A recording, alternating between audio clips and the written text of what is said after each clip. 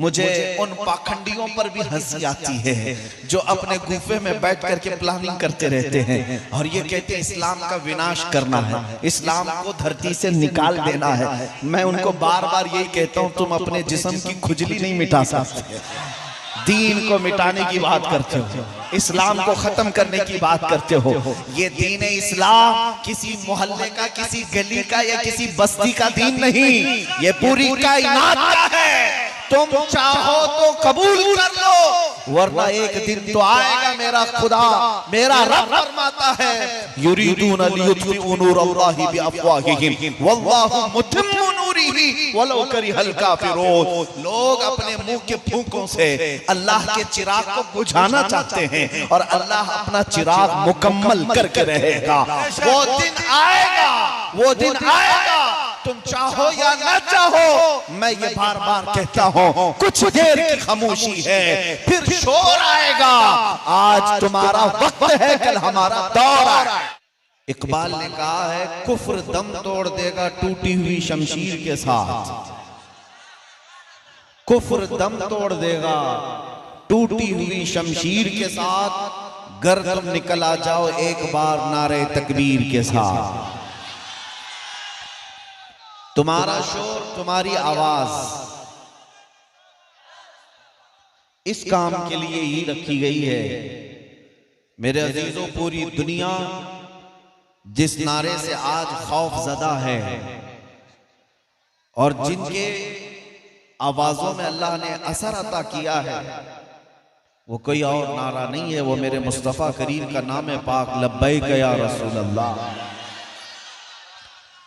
लिहाजा हमेशा इस बात का ख्याल रखो कि अल्लाह ने जो एनर्जी और जो ताकत हमें अता की है वो इस्लाम के लिए इस्तेमाल करें, मेरे मुस्तफ़ा करीम सल्लल्लाहु अलैहि वसल्लम के डिफेंस के लिए, उनकी इज्जत की हिफाजत के लिए, उनके नामोस पर पहरा देने के लिए इस्तेमाल करें, ना ये कि हम अपनी महफिलें खराब करने के लिए। मुसलमानों,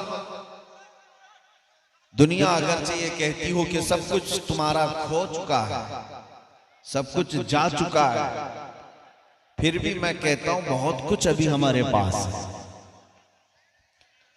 मेरे अजीजों, दुनिया जिस चीज के बारे में कहती है वो तुम्हारा एजुकेशन है, तुम्हारी ताकत है, तुम्हारी सियासत, तुम्हारी हुकूमत, ये सब जा चुका, हमारे पास नहीं है। सही कहते हैं। कभी आप सोचते हैं, मैं सिर्फ अपने मुल्क की अगर बात करूं, पूरे हिंदुस्तान में इनकी गिनती के एतबार से अगर 25 करोड़ मुसलमान हैं, जो परसेंटेज में सिर्फ 14% होते हैं पूरी आबादी के, 14% आबादी या 15% आबादी, और वो भी ऐसी कि बिछड़ी हुई है, इल्म नहीं, सियासत में कोई नुमाइंदगी नहीं, ताकत और कुव्वत में कुछ नहीं, ये सब चीजें नहीं है जिस कौम के पास। लेकिन कभी आप सोचते हैं फिर इस कौम को हर टीवी चैनल पर क्यों इतना मुद्दा बनाया जाता है? ये क्यों नहीं सोचते आप? जो कमजोर कौम है, जो बिछड़ी हुई है, जिसके पास कुछ नहीं है, तो फिर हर टीवी चैनल हमारे मौजू पर क्यों बात करते हैं? बहुत सारे तो टीवी चैनल ऐसे हैं जिनकी रोटी ही नहीं चलती हमारा नाम लिए बगैर। जब तक वो अजान, मस्जिद, मिंबर, मीनार, गुंबद, टोपी, दाढ़ी, बुर्का नहीं करेंगे, कोई टीवी चैनल चलेगा नहीं। आज का माहौल तो ऐसा हो गया है। तो कभी कभार मैं सोचता हूं, आखिर कौन सी चीज हमारे पास रह गई जिसकी वजह से इनको इतना डर है कि हर घड़ी हमारे मुद्दे पर गुफ्तगू है? तो फिर पता चला, इकबाल ने कहा है, कुछ बात तो है कि मिटती नहीं हस्ती हमारी, कुछ बात तो है कि मिटती नहीं हस्ती हमारी, सदियों रहा है दुश्मन दौरे ज़मा हमारा। वो एक बात क्या है जिससे पूरी दुनिया खौफज़दा है? इकबाल कहता है, तौहीद की अमानत सीनों में है हमारे, इश्क़े रसूल की अमानत सीनों में है हमारे, आसान नहीं मिटाना नामो निशा हमारा। बातिल से डरने वाले ऐ आसमां नहीं है हम, बातिल से डरने वाले ऐ आसमां नहीं है हम, 100 बार कर चुका है तू इम्तिहान हमारा। मेरे अजीजों, जो चीज तुम्हारे पास है आज भी वो दौलत, वो इश्क़ रसूल की दौलत है, नबी पाक सल्लल्लाहु ताला अलैहि वसल्लम की मोहब्बत। ये ऐसी अजीम दौलत है जिसके होते हुए तुम दुनिया के बादशाह हो, सब कुछ खो जाए फिर भी मैं कहता हूं तुम्हारे पास बहुत बड़ी दौलत है, वो मेरे मुस्तफा की मोहब्बत। आपको मैं इसका इको बंद कर दूं। हाँ, एक बात की तरफ मैं आपको लेकर चलता हूं। मदीने तैयबा में नबी पाक सल्लल्लाहु ताला अलैहि वसल्लम एक जंग से आए हुए माले गनीमत को तकसीम कर रहे थे। किसके दरमियान? इको पूरा बंद कर दो भाई, इको पूरा बंद, आवाज को बढ़ा दो। माले गनीमत को तकसीम कर रहे थे मुहाजिरीन और अंसार सहाबा के बीच में। सुनो है मुसलमानों, कभी अपनी मौजूदा हैसियत पर एहसास कमतरी के शिकार नहीं होना कि मेरे पास कुछ नहीं है, हमारी कौम के पास कुछ नहीं है, क्या हो सकता है, क्या हो सकता है। जो लोग रोजाना ये सवालात में पड़े हुए हैं उनके लिए मैं बात अर्ज कर रहा हूं। हुजूर पाक सल्लल्लाहु अलैहि वसल्लम माले गनीमत तकसीम कर रहे हैं मुहाजिर सहाबा और अंसार सहाबा के दरमियान। मुहाजिरीन कौन है? जो हिजरत करके आए हुए थे मदीने में, मक्का से आकर के रह रहे थे, और अंसार सहाबा वो हैं जो मदीने के ही थे, नबी पाक सल्लल्लाहु अलैहि वसल्लम की आमद से पहले वो थे। तो दोनों जमातों में जब माल तकसीम हो रहा था तो रसूल पाक सल्लल्लाहु अलैहि वसल्लम ने मुहाजिरीन सहाबा को थोड़ा माल ज्यादा दे दिया। जो माले गनीमत बट रहा था, माल थोड़ा मुहाजिरीन को ज्यादा चला गया। और अंसार सहाबा जो मदीने के हैं, जिन्होंने हुजूर की खूब शानदार जियाफत की, आने वालों की मेहमान नवाजी की, उनको माल कम मिला। तो ये माल जो है कभी कभार ऐसी चीजें दिलों में डाल ही देता है। सहाबा कराम के मुतालिक हम ये नहीं कह सकते, लेकिन फिर भी अंसार सहाबा के दरमियान ये चेमी गोइयां चलने लग गई, बातें चलने लग गई। रसूलुल्लाह सल्लल्लाहु अलैहि वसल्लम मुहाजिरीन को, मक्का वालों को ज्यादा माल दे दिया और हम लोगों को कम दे दिया। ये बातें फैलने लगी, हुजूर तक ये बात आई। तवज्जो से सुनना, फिर तुम्हारा सीना चौड़ा हो जाएगा कि तुम्हारे पास है क्या। जब रसूल पाक सल्लल्लाहु अलैहि वसल्लम के पास ये बात आई, हुजूर ने अंसार के जो सबसे बड़े सरदार थे हज़रत मुआज, उनको बुलाया और कहा कि मैंने सुना कि तुम्हारी जमात में ऐसी ऐसी बात चल रही है कि मैंने मुहाजिरीन को माल ज्यादा दे दिया, अंसार को कम दिया है, क्या ये बात सही है? उन्होंने कहा हाँ या रसूल अल्लाह सल्लल्लाहु अलैहि वसल्लम। अंसार सहाबा में ये बातें चल रही हैं। नबी पाक सल्लल्लाहु अलैहि वसल्लम ने सारे अंसार सहाबा से कहा कि सब एक जगह जमा हो जाएं। सब एक टीले पर जमा हुए। नबी पाक सल्लल्लाहु अलैहि वसल्लम तशरीफ लाए। अब एक खुतबा दिया हुजूर ने, और ऐसा खुतबा बुखारी शरीफ की हदीस में आज भी कि जब भी हम पढ़ते हैं तो आंखें भीग जाती हैं। नबी पाक सल्लल्लाहु अलैहि वसल्लम ने अंसार को याद दिलाया कि ऐ अंसार, ऐ मदीने वालों, क्या तुम मेरे आने से पहले गुमराह नहीं थे, भटके हुए नहीं थे? अल्लाह ने मेरे जरिए से तुम्हें ईमान अता किया। सबों ने कहा हाँ या रसूल अल्लाह, हम तो भटके हुए थे, आपके आने की वजह से अल्लाह ने हमें ईमान की दौलत अता की। और उसके बाद रसूल करीम सल्लल्लाहु अलैहि वसल्लम इरशाद फरमाते हैं, तुम माल की वजह से अपने दिल में खलिश पैदा कर ली। थोड़ा माल मैंने मुहाजिरीन को इसलिए ज्यादा दे दिया कि उनका मदीने में कोई घर और नहीं है, अभी वो हिजरत करके आए, अपना वतन छोड़ करके आए, इसलिए उनको थोड़ा माल ज्यादा दे दिया गया, उनका दिल रखने के लिए। नए इस्लाम में आए हुए हैं। और उसके बाद जो जुमला हुजूर ने फरमाया वही मेरे बयान करने का खुलासा है। जो हुजूर ने फरमाया इसी के लिए मैं अभी वाकया आपके सामने रखा हूं। अब नबी पाक सल्लल्लाहु अलैहि वसल्लम ने अंसार सहाबा से कहा, ऐ अंसार, क्या तुम इस बात पर राजी नहीं हो सकते कि दुनिया वाले माल लेकर के जाएं और जिसके पास माल ना हो वो अल्लाह का रसूल ले जाए? सुभान अल्लाह, सुभान अल्लाह, अल्लाह अकबर, अल्लाह अकबर।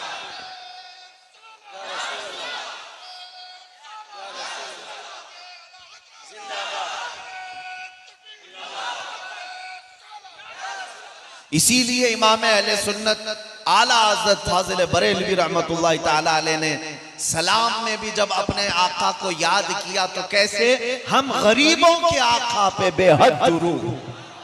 गरीबों के पास अगर कोई सबसे बड़ी दौलत है तो मेरे मुस्तफा की जात। सुभान अल्लाह, सुभान हम गरीबों के आका पे बेहद दुरूद, हम फकीरों की सरवत पे लाखों सलाम। सुभान अल्लाह।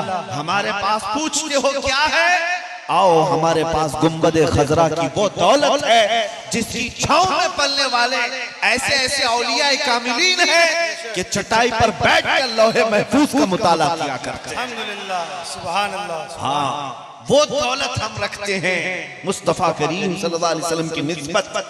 मैं एक किताब में देखा था, एक अंग्रेज मौर्रिख है और बड़ी बड़ी बातें कर रहा था। अमेरिका इतनी तरक्की कर गया, यूरोप इतनी तरक्की कर गया, तुम तो अभी बुखारी और कुरान में ही लगे हुए हो, 1400 साल पहले की किताबों में ही हो। तो एक मुसलमान भी उसकी बातों में आ गया, मॉडर्न किस्म का मुसलमान था। वो यूरोप को, अमेरिका को सब समझता था, जैसे आज भी बहुत लोग हैं। कुछ लोगों को ऐसा लगता है अमेरिका जाकर के आए तो जन्नत में पहुंच गए। मेरे अजीजों, हम गरीबों की जन्नत दरे मुस्तफा है। मैं आपको बताऊं, फख्र करना हो हाँ तो यूरोप और अमेरिका के बाशिंदे होने पर नहीं, मुस्तफा करीम के गदागर होने पर फख्र कर। मुर्शिद गिरामी हुजूर ताजुश शरिया रहमतुल्लाह ताला अलैह ने फरमाया कि बुल हवसन सीमो जर की बंदगी अच्छी नहीं, उनके दर की भीख अच्छी, सरवरी अच्छी नहीं। उनके दर की भीख अच्छी, सरवरी अच्छी नहीं। मंगता तो है, मंगता कोई शाहों में दिखा दो, जिसको मेरे सरकार से टुकड़ा ना मिला। मैं आपको एक बात अर्ज कर रहा हूं कि एक मुसलमान भी मॉडर्न किस्म का वो इन बातों में आ गया कि हाँ यूरोप बहुत तरक्की याफ्ता है, अमेरिका बहुत तरक्की याफ्ता है, हमारे पास क्या बचा। और वो आया एक आलिम रब्बानी के पास, कहा कि हुजूर अब हमारे पास रह क्या गया है, टूटी फूटी चटाइयों पर मस्जिदों में सजदा रेज होते हैं और कुछ मदरसे हैं जहां पर बहुत कम लोग पढ़ने के लिए जाया करते। हमारे पास यही सरमाया है, हमारे पास ना इक्तिदार, ना हुकूमत, ना सियासत, कुछ नहीं, हम तो बहुत पिछड़ गए। और सामने वाले ने ताना ये मारा कि अगर तुम इस रविश पर चलोगे, इस मदीने वाले की रविश पर चलोगे तो इसी तरह रह जाओगे, तुम्हें अमेरिका को किबला बनाना पड़ेगा। उस आलिम रब्बानी ने उसका हाथ पकड़ा और कहा, चल मैं तुझे बताता हूं गुंबदे खजरा की छांव में कौन पलता। लेकर गए और तारीख की किताब खोल करके बताया, आज से 700 साल पहले गुंबदे खजरा की छांव में दो लोगों की तारीख नजर आती है। एक बुजुर्ग बैठे हुए हैं, गुदड़ी पहने हुए, एक जवान शख्स सामने आ रहा है। तारीख की बात 700 साल पहले, 800 साल पहले गुंबदे खजरा की छांव में दो लोग बैठे हुए, एक बुजुर्ग है और एक जवान है।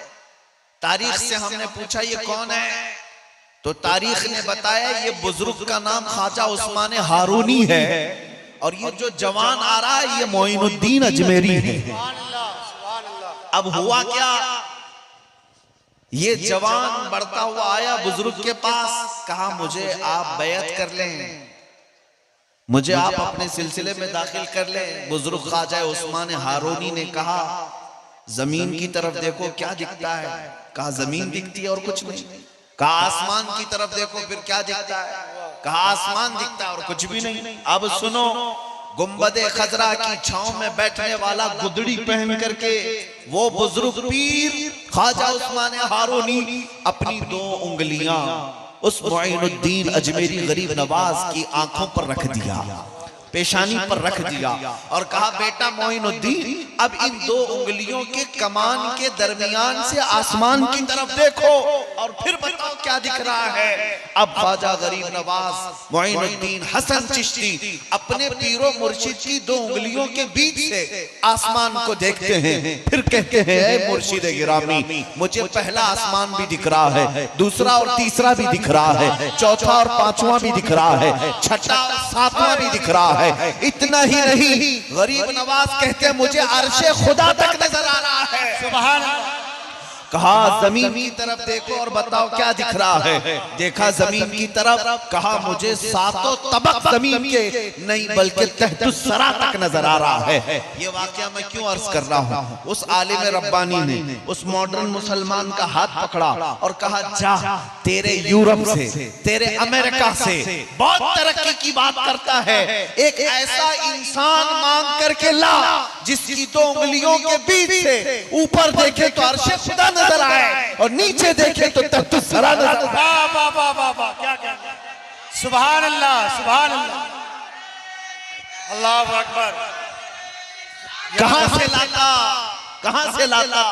गया अमेरिका के दरवाजे पर, गया यूरोप के, रशिया के दरवाजे पर, कहा, आपकी तरक्कियां बहुत है, आपने पेट्रोल मिसाइल बना लिए, आपने एरोप्लेन बना लिए, कंप्यूटर बना लिए, लेकिन मुझे एक सवाल आया है कि एक ऐसा इंसान चाहिए अमेरिका में, यूरोप में, रशिया में, तरक्की याफ्ता जितने ममालिक हैं, जापान में, चाइना में, एक ऐसा इंसान चाहिए जिसकी दो उंगलियों के बीच से ऊपर देखे तो अर्शे खुदा नजर आए और नीचे देखे तो तख्तुस सरा नजर आए। सबों ने कहा, हमारे पास मशीनें तो मिल सकती हैं, इंसान अगर कहीं चाहिए तो सिर्फ गुंबद खजरा की छांव। नारे तकबीर, नारे रिसालत, मसलक आला हज़रत, लब्बैक या रसूल अल्लाह, लब्बैक या रसूल अल्लाह, नारे रिसालत।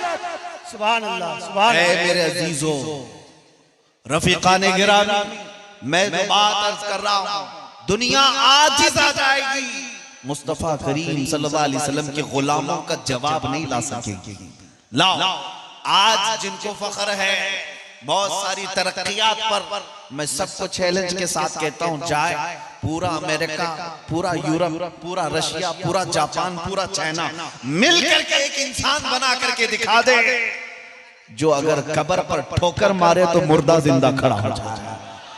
और ये इंसान किसी मशीन में नहीं मिलता, ये सिर्फ गुंबदे खजरा के छांव में मिलता। सुभान अल्लाह, सुभान अल्लाह। इसीलिए मैं कहता हूं, फख्र करने के लिए हमारे पास जो दौलत है वो दुनिया में किसी के पास नहीं।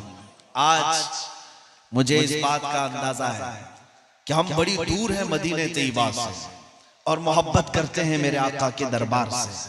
हर मुसलमान यहाँ सुबह शाम सलाम भी पढ़ता है, तसव्वुर में गुंबदे खजरा लाता है, लेकिन हो सकता है किसी के ज़हन में ऐसी बात आती हो कि मदीने में रहने वाले जो पैदा ही मदीने में हुए, बुढ़ापा भी मदीने में आया, वो हुजूर के दरबार से क्या मोहब्बत करते हैं या उनके लिए नॉर्मल सी बात? सुनो, काफी साल पहले की बात मैं अर्ज कर रहा हूं, कई सालों पहले की बात। हमारे एक आलिम दीन है, मदीने तैयबा जियारत के लिए गए हुए थे।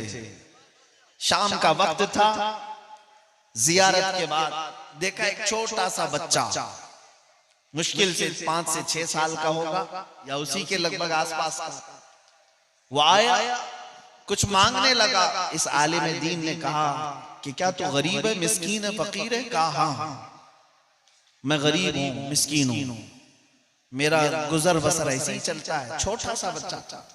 तो उस आलिम दीन ने कुछ रकम दे दिया और उसके बाद ऐसे ही कहा कि बेटा क्या तू मेरे साथ हिंदुस्तान चलेगा, मेरे मुल्क आएगा? छोटे बच्चे बातों में आ जाते हैं और पूरा ग्रुप था इस मौलाना के साथ। उन्होंने मना लिया और बच्चा कहा मैं अपनी अम्मा से जाकर पूछता हूँ। वो थोड़ी देर के बाद अपनी माँ को ले आया।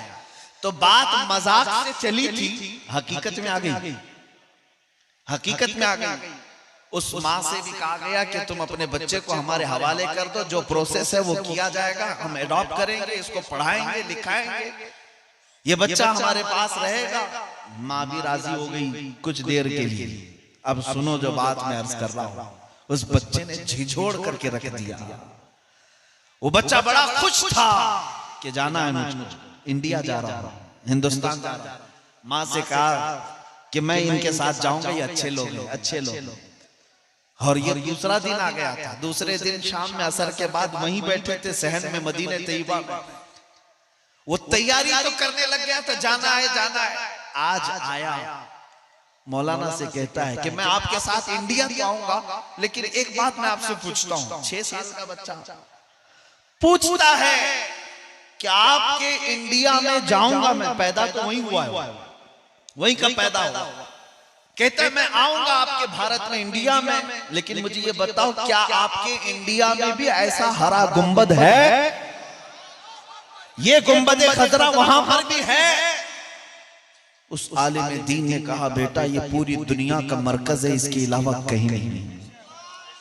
नकल तो हो सकती है, असल सिर्फ मदीने तैयबा में। उस आलिम दीन ने उसके सवाल को सुन करके ऐसी हैरत का इजहार किया कि एक छोटा सा बच्चा ये पूछ रहा है क्या ये गुंबद है वहां पर, ये नजारा है आपके यहाँ? उन्होंने कहा नहीं, अगर होता तो हम यहाँ क्यों आते? वही असल रौनक तो है, हम देखने आए। उसके बाद उस बच्चे की कैफियत में आपको बताऊं, अपना दामन झटक दिया और मौलाना से कहा आप जाओ, मैं इस छांव से दूर नहीं जा सकता। नारे तकबीर, सरवरी अच्छी लगी ना, खुसरवी अच्छी लगी ना, सरवरी अच्छी लगी, हम फकीरों को मदीने की गली अच्छी लगी। इसी को आला हज़रत ने फरमाया था, फिर के गली गली तबाह, ठोकरें सबकी खाई क्यों, दिल को जो अक्ल दे खुदा तेरी गली से जाए।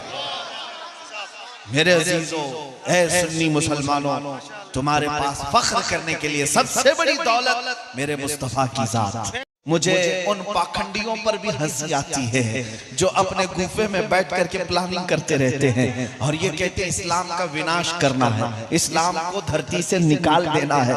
मैं उनको बार बार यही कहता हूं, तुम अपने जिस्म की खुजली नहीं मिटा सकते, दीन को मिटाने की बात करते हो, इस्लाम को खत्म करने की बात करते हो। ये दीन इस्लाम किसी मोहल्ले का, किसी गली का या किसी बस्ती का दीन नहीं, ये पूरी कायनात का है। तुम चाहो तो कबूल कर लो, वरना एक दिन तो आएगा मेरा खुदा, मेरा रब फरमाता है युरीदून लियुत्फिउ नूरल्लाहि बिअफ़वाहिहिम वल्लाहु मुतिम्मु नूरिही वलौ करिहल काफिरून। लोग अपने मुंह के फूंकों से अल्लाह के चिराग को बुझाना चाहते हैं और अल्लाह अपना चिराग मुकम्मल करके रहेगा। वो दिन आएगा, वो दिन आएगा, तुम चाहो या ना चाहो। मैं ये बार बार कहता हूँ, कुछ देर की खामोशी है, फिर शोर आएगा। आज तुम्हारा वक्त है, कल हमारा दौर है। नारे तकबीर, नारे रिसालत, तहफ़्फ़ुज़े नामूसे रिसालत, लब्बैक लब्बैक या रसूल अल्लाह, लब्बैक या रसूल अल्लाह, लब्बैक या रसूल अल्लाह। मेरे अजीजों, जालिमों का वक्त ज्यादा देर नहीं होता, फिर अल्लाह तबारक व तआला इंसाफ वालों को इस जमीन पर भरेगा। मेरे मुस्तफा करीम की हदीस है, वो जमाना आएगा जब इमाम मेहदी का ज़हूर होगा, घर घर से मेरे मुस्तफा करीम के नगमे सुनाई देंगे, हर परचम उठेगा लब्बैक या रसूल अल्लाह के नाम। इंशाअल्लाह अल अज़ीज़ रब तबारक व तआला वो सुनहरी माहौल हमें जरूर अता फरमाए। बाओ, मैं आपको जो बात अर्ज कर रहा था, हमें फख्र करने के लिए जो दौलत अल्लाह ने दी है, सबसे बड़ी दौलत मेरे मुस्तफा की निस्बत है। इस निस्बत पर कभी सौदा होने नहीं देना। तुम्हारा सब लुट जाए लेकिन नामों से मुस्तफा पर आंच ना आने देना। जिस लोग ये पूछते हैं कि क्या यही एक टॉपिक रह गया, क्या यही एक टॉपिक रह गया आपको बार बार बोलने के लिए, मैं कहता हूं यही एक ही टॉपिक है, यही है असल। और जो लोग समझ गए थे इसको, उनको दुनिया आज भी पहचान रही है, आज भी पहचान रही है। इकबाल समझ गया था 100 साल गुजरने को आ गए लेकिन दुनिया अभी उसको भूली नहीं। क्यों? इकबाल से पूछा गया था कि दीन किसको कहते हैं, दीन किसको कहते हैं? इकबाल ने कहा बमुस्तफा बरसा खैश के दी हमाउस गरबउन रसीदी तमाम बुल हबीस। इकबाल कहता अपने आप को रसूलुल्लाह के कदमों तक पहुंचा दे, यही दीन है, यही दीन है। और अगर उन तक नहीं पहुंच सका तो जिंदगी अबू लहब की तरह, अबू लहब की तरह। इसीलिए आला हजरत से पूछा गया, आला हजरत से पूछा गया कि दीन क्या है, दीन किसे कहते हैं? तब आला हजरत ने पुकार कर कहा अल्लाह की सरताब कदम शान है ये, इंसान ही इंसान वो इंसान है ये। कुरान तो ईमान बताता है उन्हें और ईमान ये कहता है मेरी जान है। ईमान की जान रसूलुल्लाह की जात से।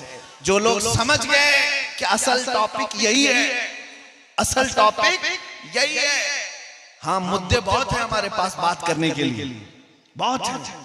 आवारगी है, बेहयाई है, बदअखलाकी भी आ गई, एजुकेशन में कमी आ गई, औरतों के पर्दे के मसाइल, घरों के अंदर बेहयाई के मसाइल, बहुत कुछ आ गए। मसाइल बहुत है बात करने के लिए, लेकिन मैं ये कहता हूं सारे मसाइल का हल है, सारे मसाइल का हल। जैसे कि आपको मैं बताऊं, एक साहब आए हुजूर पाक सल्लल्लाहु अलैहि वसल्लम की बारगाह में, कहा मैं बहुत सारी गलत काम तो करता हूं, मेरे अंदर बहुत सारे हैं, लेकिन आप जिसको कहेंगे मैं वो छोड़ दूंगा। एक ही चीज बोली नबी पाक सल्लल्लाहु अलैहि वसल्लम ने फरमाया आज से तू वादा कर ले कि झूठ कभी नहीं बोलेगा, झूठ कभी नहीं बोले। हुजूर के हाथ पर वादा किया कि दूसरी सारी चीजों की बात तो नहीं करता, लेकिन झूठ नहीं बोलूंगा। गए और उसके बाद जब अपनी पुरानी आदतों के मुताबिक दूसरी बुराइयों का ख्याल आया, शराब पी लें, जुआ खेल लें या कुछ और काम कर लें, लेकिन ज़हन में ये भी बात आती कि रसूलुल्लाह के पास जाएंगे, अगर सवाल करेंगे तो झूठ नहीं बोल सकता, बोलना पड़ेगा कि हाँ ये किया है। सिर्फ नबी पाक सल्लल्लाहु अलैहि वसल्लम के दस्ते अक़दस पर वादा एक चीज को छोड़ने का किया था, दूसरे दिन हाजिर होकर के कहा या रसूल अल्लाह आपकी बदौलत सारी चीजें छूट गई, सारी चीजें छूट गई। मैं कहता हूं सारे मसाइल का हल है हमारे पास, सारे मुद्दे एक साथ खत्म हो जाएंगे, सबका हल है। तुम्हारे एजुकेशन के मसाइल, तुम्हारी गरीबी के मसाइल, तुम्हारे दीन पर आने वाले मसाइल, तुम्हारे औरतों के मसाइल, सब मसाइल का हल है सिर्फ किस बात पर कि मोहम्मद से वफा तूने, कि मोहम्मद से वफा तूने तो हम तेरे हैं। ये जहां चीज है क्या लौह कलम तेरे हैं, माशाल्लाह माशाल्लाह, लौह कलम तेरे हैं, सब कुछ तुम्हारे लिए अल्लाह ने रखा है। बस शर्त ये है कि तू मुस्तफा करीम का हो जा, नबी पाक सल्लल्लाहु अलैहि वसल्लम की वफादारी में आ जा। ऐ मेरे अजीजों नौजवानों, अब थोड़ी सी काम की बात ये मैं करता हूँ। क्या जिंदगी गुजारने के जो आज तरीके हमारे बच्चों ने अपना लिए, क्या उन्हें ये ज़ेब देता है कि उनकी निस्बत मुस्तफ़ा से जब जोड़ी जाए तो चेहरा तुम्हारा कैसा, मुस्तफ़ा करीम का क्या, और तुम्हारे अखलाक कौन से, नबी पाक के अखलाक कौन से थे। दुनिया जब उंगली उठाएगी सिर्फ तुम्हारा नाम लेकर के नहीं बोलेगी, बल्कि ये भी कहेगी मोहम्मद के गुलाम ऐसे होते। मेरे अजीजों, अगर मेरे मुस्तफा की मोहब्बत का पास और लिहाज है तो अपने आप को बदलना शुरू करो, अपने आप को बदल लो कि आज दुनिया तुम्हें देखे तो पुकार करके कहे कि इसके पास से मदीने की खुशबू आती है, ये चलता फिरता है तो मुस्तफा करीम की याद आती है। तुम अपने आप को ऐसा बना लो, आज से बदलने की कोशिश करो। मेरे अजीजों, तुम बताओ, एक सवाल मैं ये करता हूं मर्दों से भी और औरतों से भी, आप मेरे सवाल का जवाब दें। ऐ नौजवानों, क्या तुम इस बात पर यकीन रखते हो कायनात में सबसे ज्यादा हसीन चेहरा मेरे मुस्तफा का? यकीन है तुम्हें इस बात का? बेशक। किसी को शक है? औरतों से, क्या औरतें इस बात का यकीन रखती हैं कि कायनात की सबसे इज्जत वाली खातून मेरे मुस्तफा की बेटी सैयदा फातिमा ज़हरा है? यकीन है इस बात पर? मुझे अब बताओ, तुम्हें हुजूर के हुस्न पर यकीन है और उन्हें औरतों को सैयदा ज़हरा की चादर पर यकीन है, तो फिर मैं ये पूछता हूँ, रसूलुल्लाह सबसे ज्यादा हसीन चेहरा रखते थे, तो ऐ नौजवानों, उस हसीन चेहरे की इक्तिदा करने की बजाय तुम दुनियादारों के चेहरों को क्यों अपनाने लगे? बेशक तुम यकीन कुछ और बात का करते हो, चलते किसी और बात करो। औरतें नाम लेती हैं सैयदा ज़हरा का, वो सैयदा ज़हरा तो ऐसी थी कि जिनका जनाजा भी रात के वक्त निकाला गया, कि उनके जनाजे पर भी अजनबी मर्दों की नजरें न पड़े। तो सैयदा ज़हरा पर यकीन रखने वाली खवातीन से पूछता हूं, तुम्हारे दुपट्टे कहां गए? तुम्हारा पर्दा कहां गया? अगर तुम सच्ची मोहब्बत करते हो तो सिर्फ जुबान से नहीं कहोगे, अपनी जिंदगियों में अमल करके दिखाओ। सुभान अल्लाह, अमल करके दिखाओ। दुनिया को आज जवाब देने के लिए सिर्फ स्टेज ही नहीं, दुनिया को जवाब देने के लिए आज सिर्फ माइक ही नहीं, ये तो वक्त की जरूरत है, हम बोल ले रहे हैं। वरना है मुसलमानों, जिस दिन तुम तय कर लोगे, जिस दिन तुम अहद कर लोगे, जिएंगे तो सिर्फ मुस्तफा करीम के कदमों पर जिएंगे, और जिएंगे तो सिर्फ नबी पाक के अखलाक पर जिएंगे। फिर मैं बताता हूं, फिर तुम्हें किसी तंजीम की, किसी फौज की भी जरूरत नहीं, तुम्हारा चलना फिरना भी लोगों के लिए दुश्वार हो जाएगा। तुम्हारी हैबत अल्लाह ताला लोगों के दिलों पर डाल देगा, तुम्हारी हैबत डाल देगा। सिर्फ क्यों? नबी पाक के अखलाक में वो तासीर है कि बादशाहों की कुर्सियां भी हिल जाया करती, बादशाहों की कुर्सियां भी हिल जाया करती हैं। हुजूर पाक सल्लल्लाहु अलैहि वसल्लम के गुलाम सहाबा जब किसी मुल्क में जाते थे तो वहां की पूरी फौज थरथराती थी, बादशाहों को भी बात करने में डर लगता था। मोहम्मद अरबी के गुलाम हैं, ये इज्जत करते हैं, पेशानी झुकाते हैं तो सिर्फ अपने रब के सामने, और दिल में किसी को रखते हैं तो सिर्फ मोहम्मद अरबी को रखते हैं। इसलिए दुनिया उन लोगों से बात करने में भी डरती थी। आज तुमने जो चीजें बदल लिया, इसलिए हर कोई तुम्हारे ऊपर हथौड़े मार रहा है, हर कोई। एक बात बता करके मैं अपनी गुफ्तगू को समेट देता हूं, सुनो। फुटबॉल खेलने वाले और फुटबॉल देखने वाले सब जानते हैं, मैं अपने साथ पेश आने वाला वाकया आपके सामने बयान कर रहा हूं। मिस्र की सरजमीन में हमारे पढ़ने के जमाने में हमारे एक उस्ताद ने इम्तिहान टेस्ट हो रहा था, उस दौरान हमसे सवाल किया था, तुम्हें पता है फुटबॉल में कितने प्लेयर होते हैं? मुझे तो नहीं पता था, क्योंकि उस खेल से हमारा कोई इंटरेस्ट था नहीं।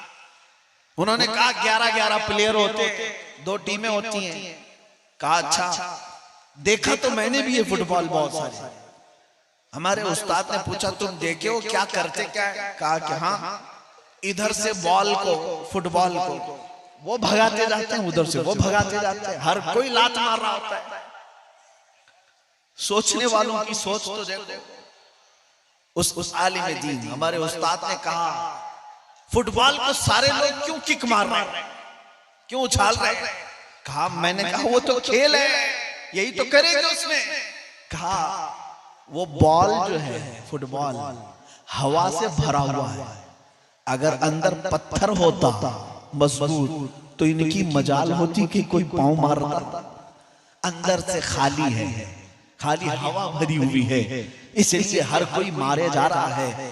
वो कहते मैंने सिर्फ ये ऑब्जर्व किया और उसके बाद फिर महसूस किया कि जब हमारी कौम इश्क़ रसूल से खाली हो जाए तो फिर हर कोई पांव से हमें मारने लग जाता है। कोई इधर से उड़ाता है, कोई उधर से उड़ाता है, और अगर तुम्हारा सीना इश्क़ मुस्तफा से भर जाए फिर मजाल है कोई तुम्हारी तरफ उंगली भी उठाकर बात करे। ये दौलत इसलिए कि मैंने देखा है कि कैसे कैसों पर रौब तारी करती है। अभी माजी करीब में हमारे बहुत ऐसे आलिम दीन जिन्होंने लाखों दिलों में इश्क़ मुस्तफा की शमा रोशन की है। अल्लाह उनकी तुरबत पर करोड़ों रहमतें नाज़िल करे। मेरे बाबा खादिम हुसैन रज़वी रहमतुल्लाह अलैह सुभान अल्लाह, पैरों से माजूर थे, पैरों से माजूर थे, व्हील चेयर पर बैठ करके आते और जब मिंबर पर बिठाया जाता और तकरीर करते या फिर एक बार लब्बैक या रसूल अल्लाह का नारा लगाते, वो नारे की गूंज तो यूरोप की धरती में भी पहुंचती थी। बड़े बड़े लोगों की कुर्सियां हिलती हुई नजर आती थी। क्यों? फिर मैंने बहुत करीब से महसूस किया, एक माजूर आलिम दीन की बात को इतना सीरियस ये क्यों ले रहे हैं। फेसबुक, इंस्टाग्राम और कई सोशल साइट ऐसी हैं जिन्होंने बैन लगा करके रखा है, इस मौलाना की तकरीरें हमारी साइट पर नहीं चलेंगी। मैंने पूछा, देखा कि है क्या इस मौलाना के अंदर? अरे पैरों से खड़ा नहीं हो सकता और व्हील चेयर पर बैठा हुआ है। फिर पता चला माजूर ही क्यों ना हो, ताकत तख्त और ताज का नाम नहीं, ताकत हुकूमत और सियासत का नाम नहीं, असल ताकत इश्क मुस्तफा का नाम है। नारे तकबीर, नारे रिसालत, लब्बैक लब्बैक लब्बैक या रसूल अल्लाह। यही असल चीज है, यही असल चीज है। हो न ये फूल तो बुलबुल का तरन्नुम भी ना हो, चमन दहर में कलियों का तबस्सुम भी ना हो न ये साकी तो मैं भी ना हो, खुम भी ना हो, बस तौहीद दुनिया में ना हो, तुम भी ना हो। हुजूर के नाम से सारी दुनिया आबाद है। खीमा अफलाक का इस्तादा उसी नाम से है, नबज़ हस्ती तपशा मादा उसी नाम से है, दश्त में दामने कोहसार में मैदान में है, बहर में मौज की आगोश में तूफान में है, चीन के शहर मराकश के बयाबान में है और पोशीदा हर मुसलमान के ईमान में है। वो नाम मुस्तफा ही असल है और वही इज्जत भी देता है, वही ताकत भी देता है। मेरी गुफ्तगू का खुलासा यही है, ऐ नौजवानों, इधर उधर भटकने की कोशिश न करना, फिर के गली गली तबाह, ठोकरें सबकी खाई क्यों, दिल को जो अक्ल दे खुदा तेरी गली से जाए क्यों। आओ दामने मुस्तफा थाम लो, यहाँ इज्जतें तुम्हारा इंतजार कर रही हैं, यहाँ रिफातें बुलंदियां तुम्हारा इंतजार कर रही हैं, हुकूमतें तख्त व ताज तुम्हारे इंतजार में है। ऐ नौजवान, तुम्हें तारीख पता नहीं, तुमने कैसर और किसरा को धूल चटाया था, तुमने बगदाद पर अपने तख्त को बिछाया था, पूरे सदियों तक पूरी दुनिया को इल्म के जौहर पिलाए थे। आज तुमसे अगर दुनिया रूठी है तो सिर्फ इस बात पर रूठी है कि तुमने मुस्तफा करीम के अखलाक को छोड़ा और अपना चेहरा बदल लिया। जिस दिन तुम पलट करके आ गए, तुम्हारी आंखों में सिर्फ और सिर्फ जमाले मुस्तफा नजर आने लग जाए, फिर कामयाबी हमारी है।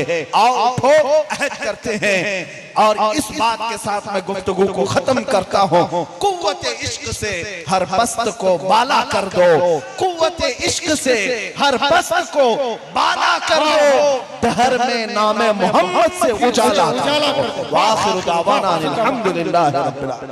नारे तकबीर, नारे रिसालत, तहफ्फुज़े नामुसे रिसालत, लब्बैक या रसूल अल्लाह, लब्बैक या रसूल अल्लाह, लब्बैक या रसूल अल्लाह। देखिए